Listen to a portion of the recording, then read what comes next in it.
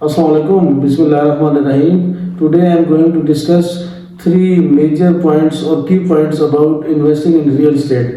تو ہمارے پاس کافی سارے دوستوں نے مجھ سے اس بارے میں پوچھا بھی اور کافی ڈیمانڈ بھی تھی یار کہ ہم ریل اسٹیٹ میں اگر انویسٹمنٹ کریں تو کون سی ایسی چیزیں یا کون سی ایسی ترتیب ہے یا اصول ہے جن میں ہم انویسٹمنٹ جن کو اوبے کر کے یا ان کے اوپر چل کے ہم انویسٹمنٹ کریں تو ہمیں لاس نہ ہو اور لانگ ٹرم میں یا شارٹ ٹرم میں فائدہ ہو. تو ویڈیو میں آگے بڑھنے سے پہلے آپ ہمارا چینل سبسکرائب کر لیں تاکہ آپ کو اس قسم کی انفارمیٹیو قسم کی اور معلوماتی قسم کی جو ہے نا ویڈیوز آپ کو ملتی رہیں. آتے ہیں سیلف پروموشن کے بعد ویڈیو کی طرف.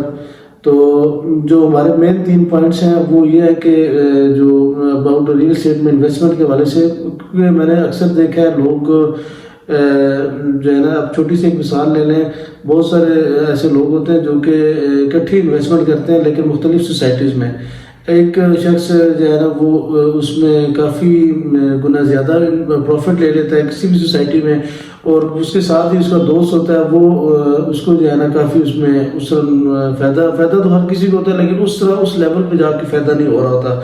تو اس میں کون سی ایسی چیزیں ہیں جس کی وجہ سے جو یا کون سے ایسے پوائنٹس ہیں جن کی وجہ سے دونوں کو سیم فائدہ نہیں ہو پا رہا ہوتا اور ایک زیادہ کما رہا ہوتا ہے اور ایک کم کما رہا ہوتا ہے.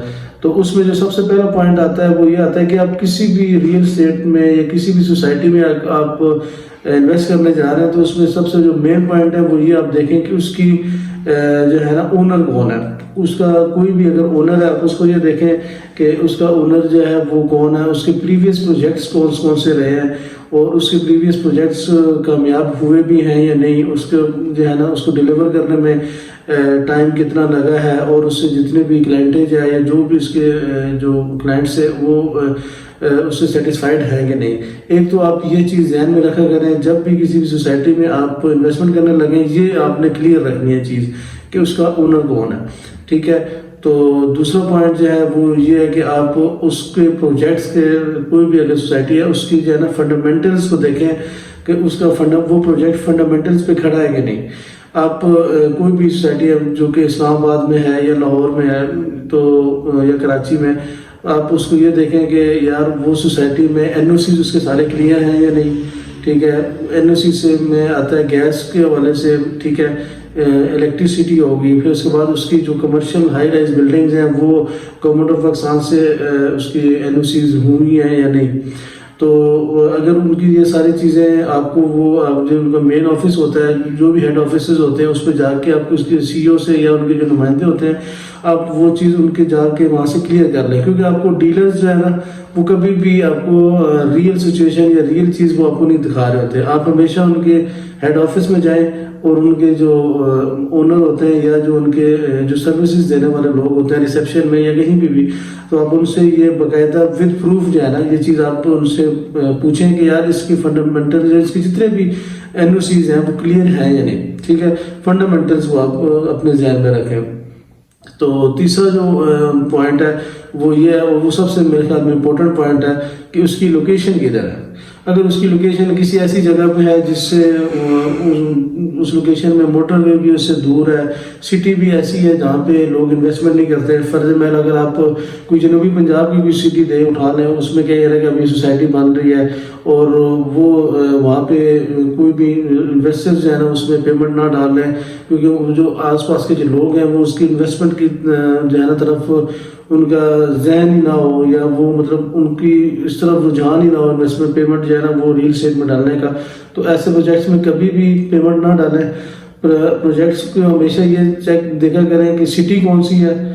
جو بڑی سٹیز ہیں ان میں پیمنٹ ان میں جو ریل اسٹیٹس ہیں اس میں جو ہے نا کوشش کریں انویسٹمنٹ کریں.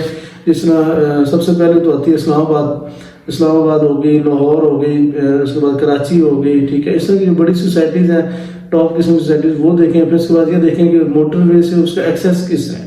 اگر موٹر وے کا انٹرچینج اس کو کہیں بھی نہیں لگتا، موٹر وے اس کے بالکل پاس سے نہیں گزرتی تو یہ بھی اس کا ایک ڈرا بیک ہے. چلو اگر فرض محل موٹر وے بھی نہیں لگتی تو GT روڈ تو کم از کم اس کو ایکسیس ہونا چاہیے. GT روڈ سے ڈائریکٹ ایکسیس ہونا چاہیے. یہ بھی نہیں کہ GT روڈ سے بھی آگے جو ہے نا وہ تو سمجھ لیں کہ یار 50 فٹ یا 40 فٹ روڈ جا رہی ہے تو اس سے آگے جا کے سوسائٹی شروع ہو رہی ہے، یہ چیز بھی نہیں ہونی چاہیے. اس کی جو ایکسیس ہے وہ بالکل جی ٹی روڈ کے اوپر اس کا مین انٹرنس ہونی چاہیے، اور کم از کم 220 فٹ روڈ جو ہے نا وہ اس کو انٹرنس کے لیے ہو.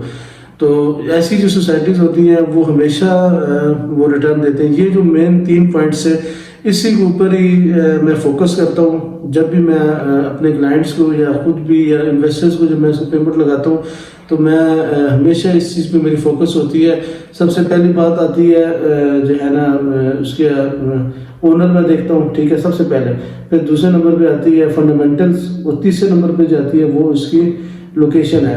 یہ تینوں چیزوں کو انشاءاللہ آپ جب بھی فالو کریں گے تو آپ کو انشاءاللہ اچھا ریٹرن بھی ملے گا، اور آپ کے پاس جو ہے نا آپ کے کام کا معیار بھی اچھا ہوگا، اور آپ انشاءاللہ جو ہے نا اس کا جب بھی آپ خیال رکھیں گے تو انشاءاللہ آپ کو اچھا ریٹرن ملے گا. انشاءاللہ ملتے ہیں اگلی ویڈیو کے ساتھ. میں فاروق جاوید، اللہ حافظ.